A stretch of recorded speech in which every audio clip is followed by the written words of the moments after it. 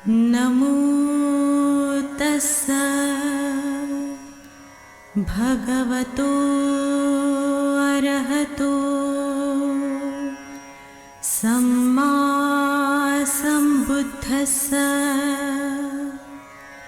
बुद्ध और उनका धम्म बाबा साहेब डॉक्टर अम्बेडकर द्वारा रचित कालजयी पुस्तकों के इस रचना संसार में आपका स्वागत है।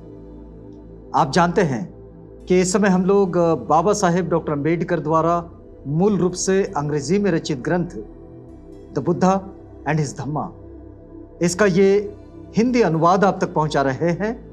और ये जो हिंदी अनुवाद है, ये हिंदी अनुवाद भदंत डॉक्टर आनंद कौशल्यायन जी का है। तो आइए इस कड़ी में आगे बढ़ते हैं। आपको याद दिलाते चलते हैं कि ये बुद्ध और उनका धम्म के चतुर्थ कांड का पहला भाग है। और इस भाग में बाबा साहेब जिस बात को समझा रहे हैं तथागत बुद्ध की शिक्षाओं के द्वारा, वो बात यह है कि जब धम्म की बात समझाई जाए तो धम्म का मतलब है नैतिकता और नैतिकता का मतलब धम्म। ये बात जब समझाते हैं तो इसका सीधा संबंध जुड़ता है सदाचार से। लेकिन बाबा साहेब कहते हैं कि केवल सदाचार पर्याप्त नहीं है, सदाचार को पवित्र माना जाए। ये जो उनका आग्रह है, उस बात को समझाने के लिए उन्होंने तथागत बुद्ध की शिक्षाओं से जो मार्गदर्शन आता है उसे हम तक पहुंचाने का ये प्रयास किया है। और इसमें हमने पिछली कड़ी में ये बात देखी। बाबा साहेब कहते हैं कि एक संगठित और टुकड़े टुकड़े समाज का सबसे बड़ा खतरा यही है कि वो अपने लिए कोई दूसरे जीवन मापों को, जीवन के मापदंडों को बना लेता है।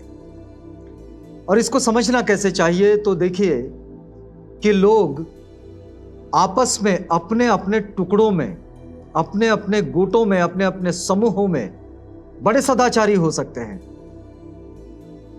इसको अगर व्यक्तिगत रूप में समझे या सामूहिक रूप में समझे तो हम इस उदाहरण से जरूर समझ सकते हैं जो बाबा साहेब ने लिखे हैं। ये उदाहरण बाबा साहेब ने दिया, हमने पिछली कड़ी में देखे कि भाई डाकुओं का एक समूह हो सकता है और डाकुओं के समूह में इतनी जबरदस्त प्रतिबद्धता हो सकती है कि वो डाकू आपस में सदाचारी हो सकते हैं। जैसे कि शोषक, किसी दूसरे का शोषण करने वाले वो शोषक अपना एक समूह बनाकर वो अपने आप में सदाचारी हो सकते हैं, लेकिन उनका सदाचार ये समाज के किसी काम का नहीं होता।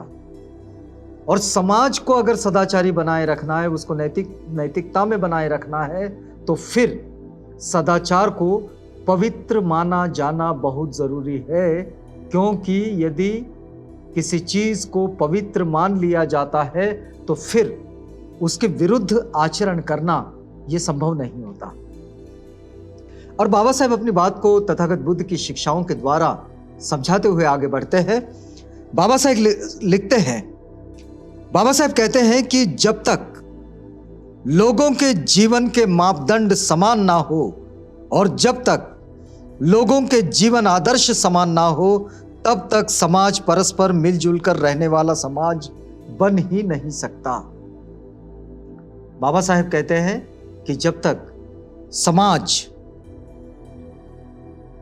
मतलब उसमें रहने वाले लोग जो हैं वो अपने जीवन के मापदंड समान न बना ले, मतलब जीवन को समानता के स्तर पर जब तक ना लेकर आए, हर एक के लिए एक ही मापदंड जब तक नहीं बनेगा, किसी और के लिए कुछ और अधिकार, किसी दूसरे के लिए कोई दूसरे ही अधिकार, किसी तीसरे के लिए कोई तीसरे ही अधिकार और किसी चौथे के लिए कोई अधिकार ही नहीं और किसी पांचवे को समाज से बाहर, ये जो इस तरह की स्थिति अगर बनती है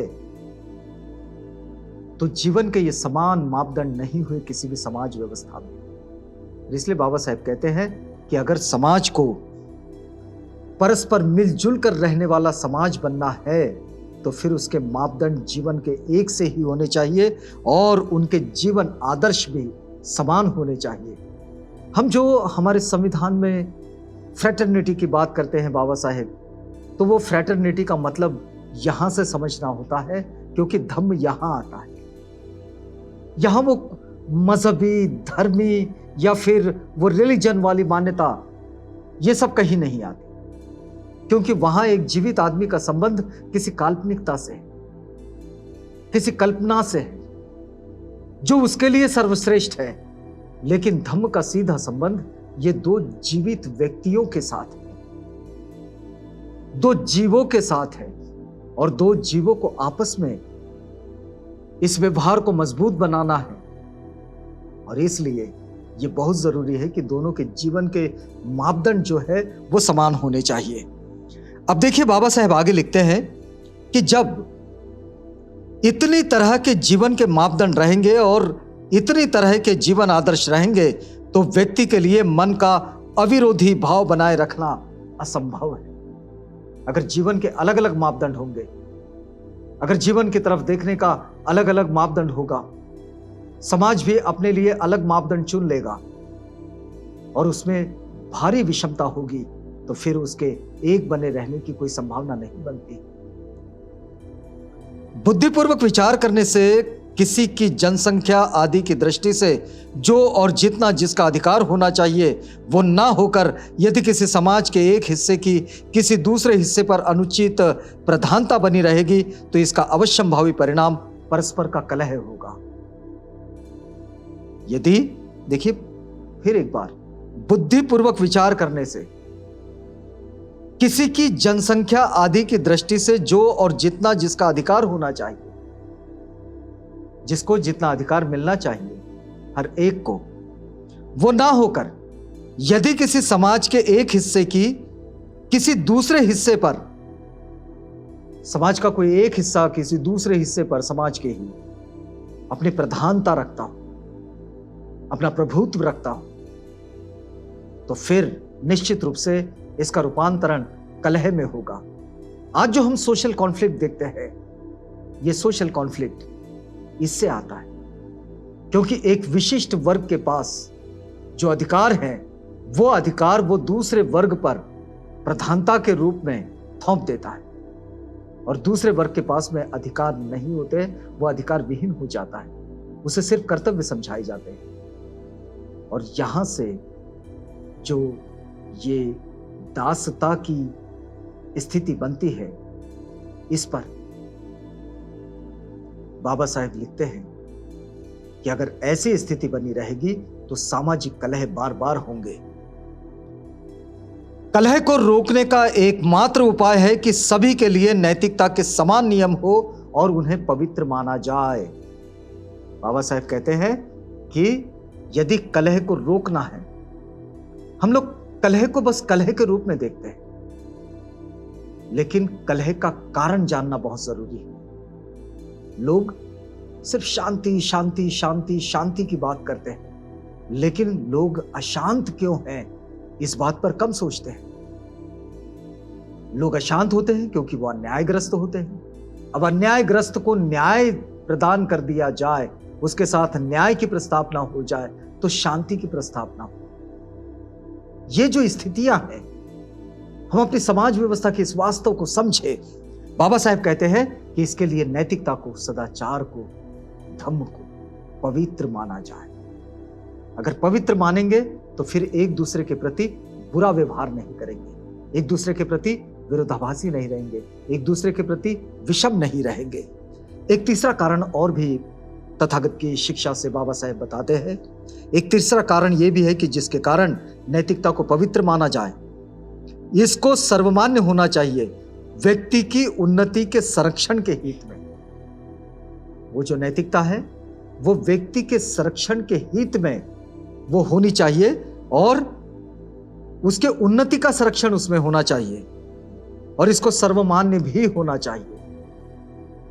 डाकुओं की नैतिकता डाकुओं के समूह में सीमित हो सकती है, वो सर्वमान्य नहीं हो सकती, क्योंकि वो शक्तिशालियों की बात हो सकती है। बात सब की हो रही है, चाहे कमजोर हो, चाहे शक्तिशाली या चाहे मध्यम, सबके संरक्षा की बात। तो जो बात कहीं बताई जा रही है या फिर समाज स्वीकार रहा है, वो सर्वमान्य होनी चाहिए। जहां जीवन संघर्ष है और जहां वर्ग विशेष का शासन है, वहां व्यक्ति का हित सुरक्षित नहीं। बड़े स्पष्ट रूप में बाबा साहेब बुद्ध और उनका धम्म में लिख रहे हैं कि जहां जीवन संघर्ष है और जहां वर्ग विशेष का शासन है, एक विशिष्ट समूह अगर शासन सत्ता में है, तो वहां व्यक्ति का हित सुरक्षित नहीं है। दलबंदी व्यक्ति को चित्त की वो अविरोधी भावना प्राप्त करने नहीं देती, जो तभी संभव है जब समाज में समान जीवन मापदंड हो और समान जीवन आदर्श हो। अगर हम एक बेहतर समाज की ओर जाना चाहते हैं, तो जीवन के आदर्श, जीवन का मापदंड बिल्कुल समान होना चाहिए, वो समानता पर आधारित होना चाहिए। व्यक्ति के विचार बहक जाते हैं और वो एकता देख ही नहीं सकता, क्योंकि व्यक्ति अपने आप में इतना अहंकारी होता है कि उसे अपनी शक्ति पर बड़ा गर्व होता है, और इसलिए वो एकता को देख नहीं पाता, उसके विचार बहक जाते हैं। दूसरे, दलबंदी में पक्षपात होता है। अगर अपने अपने गुटों में लोग रहें और उसी समूह में बने रहे, तो दलबंदी में पक्षपात रहता है और न्याय की आशा नहीं रहती, क्योंकि वो जो दल होता है वो एक तो शक्तिशाली होता है और दूसरा समूह जो होता है वो कमजोर होता है। तो उसमें शक्तिशाली कमजोरों पर अपना अधिकार जमाए, शासन सत्ता बनाए रखे, ये तो सर्वमान्य बात लोगों के जहन में बनी हुई है, और इसलिए इसमें न्याय की आशा बहुत कम रहती है। तो दलबंदी से वर्ग जड़ीभूत हो जाते हैं और मालिक हमेशा मालिक बने रहते हैं और गुलाम हमेशा गुलाम बने रहते हैं।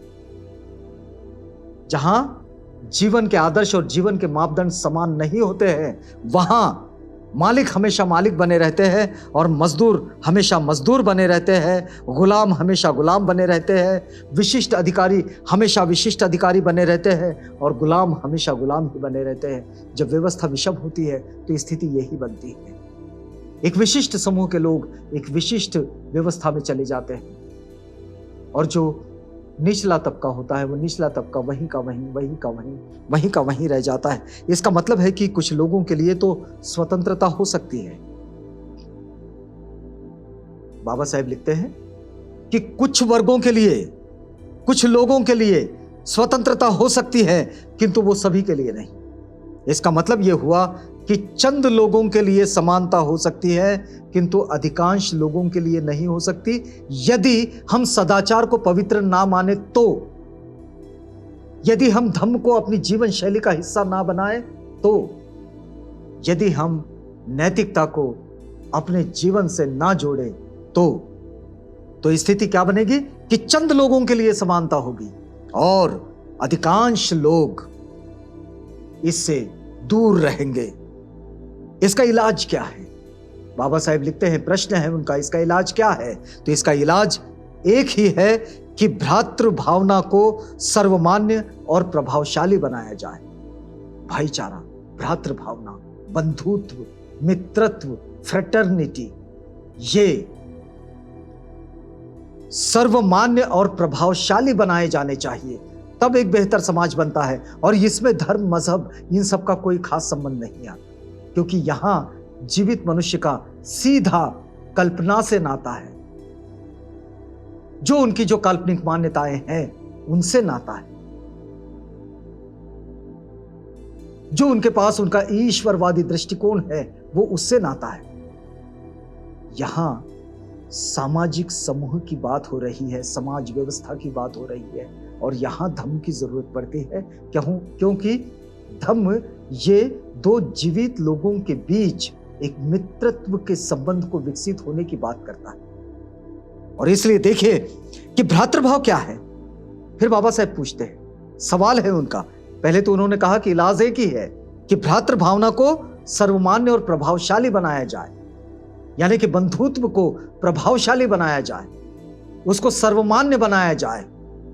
तो ये जो बंधुत्व है, ये जो भ्रातृभाव है, ये क्या है? तो आदमी हर आदमी को अपना भाई समझे, अपना बंधु समझे। हर एक आदमी हर दूसरे आदमी को बंधु समझे। बंधुभाव, ये जो बंधुभाव है ये हमारी प्रतिज्ञाओं में भी आता है। हम सब इस प्रतिज्ञा को कहते हैं, अब देखिए कि भ्रातृभाव क्या है, तो हर एक आदमी को अपना भाई समझे, बस ये ही नैतिकता है। अगर नैतिकता किसी को कहा जाए तो वो ये ही नैतिकता है। और इसलिए तथागत बुद्ध ने कहा कि धम्म ही नैतिकता है, और जिस प्रकार धम्म पवित्र है उसी प्रकार नैतिकता भी पवित्र है। और इसलिए नैतिकता को पवित्र माना जाए, सदाचार को पवित्र माना जाए। इसे पवित्र माना जाएगा तो इसके विरुद्ध आचरण नहीं होगा, और जब विरुद्ध आचरण नहीं होगा तो जीवन में हमारे जीवन के आदर्श और जीवन के मापदंड दोनों समान होंगे, और हम एक बेहतर समाज की ओर, एक खुशहाल समाज की ओर हम लोग अग्रसर हो जाएंगे। तो यहां हम लोग रुकते हैं। ये बुद्ध और उनका धम्म के चतुर्थ कांड का पहला भाग जो है वो यहां समाप्त होता है। हम अगली कड़ी में जब आपसे मिलेंगे तो आपको दूसरे भाग से जोड़ेंगे। तब तक के लिए हमें आज्ञा दीजिएगा।